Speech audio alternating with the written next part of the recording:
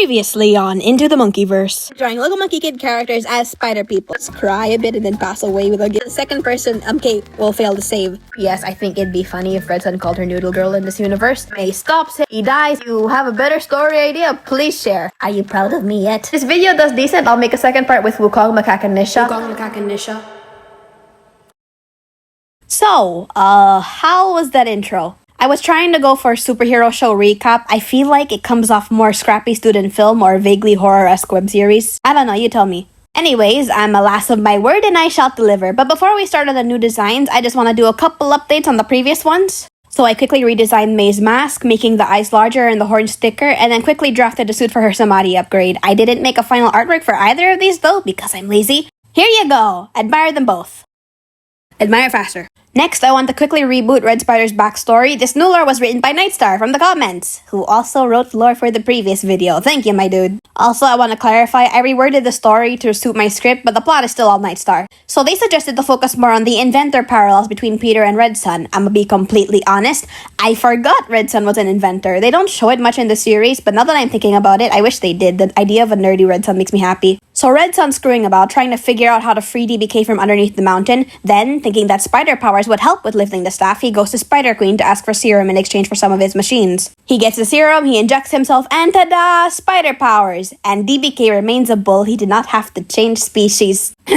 All is well. And with all the preliminary business aside, let's get on to the new designs. So first up is the Monkey King, or in this universe, King Spider Monkey. This Wukong is the same one that bequeathed this suit to MK last video, and since it's the same suit, I just copied it over and added some more Wukong accessories on top. I like to think that the whole suit was too clunky and heavy for MK to manage, so he just stripped off the extra junk and simplified it. Also, I want to note, I intentionally made him shorter and stockier compared to Nezha and Macaque for a slight silhouette variation, and Wukong is also canonically really short in the books, so...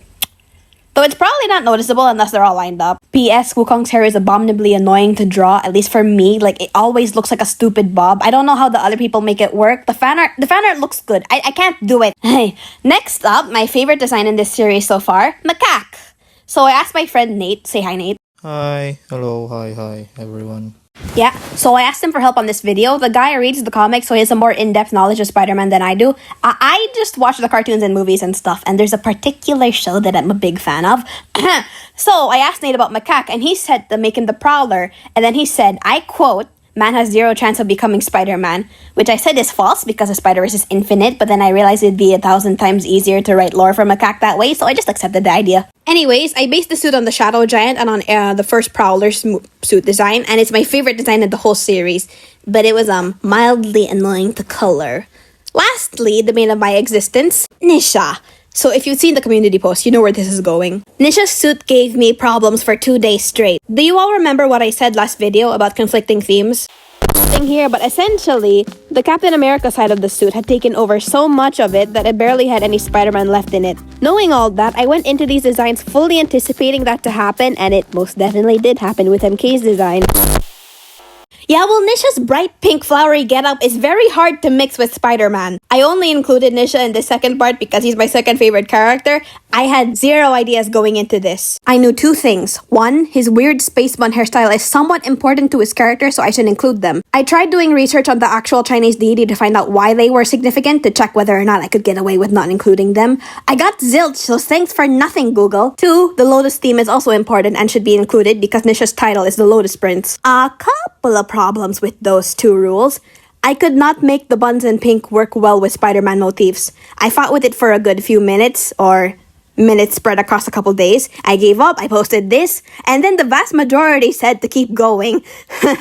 You all hate me, don't you? I'm just kidding. I'm glad you all told me to keep going, and the design turned out okay in the end, but man, it was annoying to get there. I told myself not to give him a full head of hair because of what I said last time about it being commonplace and easy, but I was having too hard of a time, so I gave in. Then a certain commenter, Sleepy JJZ, suggested that I implement Nezha's 6-armed form from the myths, which I had completely forgotten about, so with renewed energy, I started working on it again, only to struggle with color. So Nezha, the Lotus Prince, has a main color motif of bubblegum pink, and I don't think fighting a bright pink Spider-Man would be very intimidating, but I still wanted to try incorporating it. The first few passes looked awful. I almost left it at this. I didn't even bother adding a spider logo, but while writing this script, I had a burst of inspiration and ran back to it just to design. Here's version 2, which I much more prefer. And if you like the old one better, no you don't, you like this one more, shut up. Anyways, design's done, we're gonna move on to final pieces. And lore! Damn it, I'm back on lore again. Since I found it a bit harder to write for this batch of characters, I want to talk a tad bit more about the drawing process, especially for Macaques, I'm proud of that one. And if you care not for art knowledge, there are timestamps down below for separating the backstories. So first up, Mr. Sun Wukong, who I know the most about. Before watching Lego Monkey Kid, I was already into Journey to the West because of this series from Overly Sarcastic Productions. So I'm going to base Sun Wukong's backstory off of what I know from those videos. Also, PS, I want to thank Gyokumo from the comments who helped inspire some of the lore. They said that they had story ideas, so I asked them to share, and I really apologize for this, but I couldn't fully understand what they had written. I did get a gist of what they were saying though, and I filled in the blanks with my own ideas. So thank you again to Gyokumo, and also sorry. So, pull up the TV and roll the tape. This Sun Wukong is the predecessor of Spider Monkey from the previous video. Wukong is a reckless character in the books, a monkey lacking any semblance of responsibility for the great power he had been bestowed. Wink wink. When Wukong became Macaque and the Stooges are trying to overthrow the Court of Heaven, Wukong recklessly rushes ahead because ego, and then he gets struck down by the Buddha, and the Stooges go into the scroll, DBK gets wrecked by Iron Fan, and Macaque gets captured. And later on, we're gonna come back to Macaque in his story segment. Wukong is then trapped under a mountain by the Buddha and is left to think about the consequences of his actions and mourn the capture of his comrades. 500 years later, Tang Xuanzang, I hope I'm pronouncing that correctly. I'm used to calling him Tripitaka. Anyways, so Xuanzang frees Wukong, and as they go on a journey to the west, Xuanzang teaches Wukong that with great power comes great responsibility, and yada yada canon event. And then thousands of years later, Xuanzang and the others die, Wukong is all alone, he retires, and then he hands down the suit to MK. So now for the art piece, cause I want to nerd out about drawing more. I thought this pose would suit Wukong's show-offy nature, although he kinda ended up looking imbalanced in the final, but it's fine, he's a magic monkey. This was actually the only one of all the 6 pieces where I didn't use a reference for the pose. The Wi-Fi was out when I was drawing and I couldn't go look up poses, so I had to entirely use my visual library, which was not a good idea, don't do what I did. Always use reference. He ended up looking super imbalanced due to all of the weight being on one side, and I only noticed it when I finished. I really should zoom out more. I think I still did alright with the anatomy though. I said earlier that you probably wouldn't be able to tell that Wukong was more built than the other two, but I think I managed to show his body type pretty well. So yeah, that's all I got. Well, I do have more, but I don't want you to be here for like 30 minutes. So yeah, we're gonna move on. Next up is Macaque's backstory, and he's the only one among these 6 who isn't actually a spider sona. Anyways, picking up off where we left him, Macaque gets captured by the Court of Heaven and is sentenced to jail. He is then broken out by a mysterious figure, whose identity I have yet to decide. The cliffhanger at the end of season 4 makes me hesitant to put out any names because, like, if the story goes on, I want to change this bit. But let's just say for the meantime that the person who broke out Macaque was the mayor. P.S. I write the lore after doing the design, so if there's a disconnect between the suits and the stories, that's why. If I had thought about Prowler Macaque's employer beforehand, I'd have added some light blue to his suit, but hindsight is 2020. So Mayor takes Macaque to LBD, and in exchange for his servitude, they will protect him from any persecution from the Court of Heaven.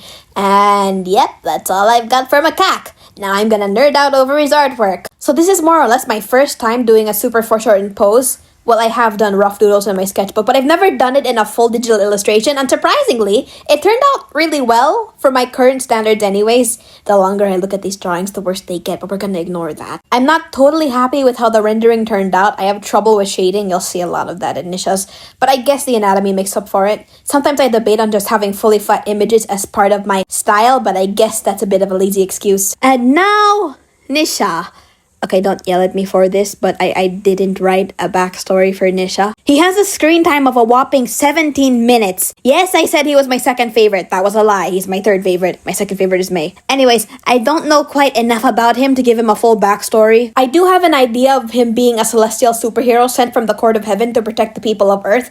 I guess that's an option. I don't want to think about it too hard though. I guess I could read up on his myths, but I already feel pretty spiteful because of his artwork.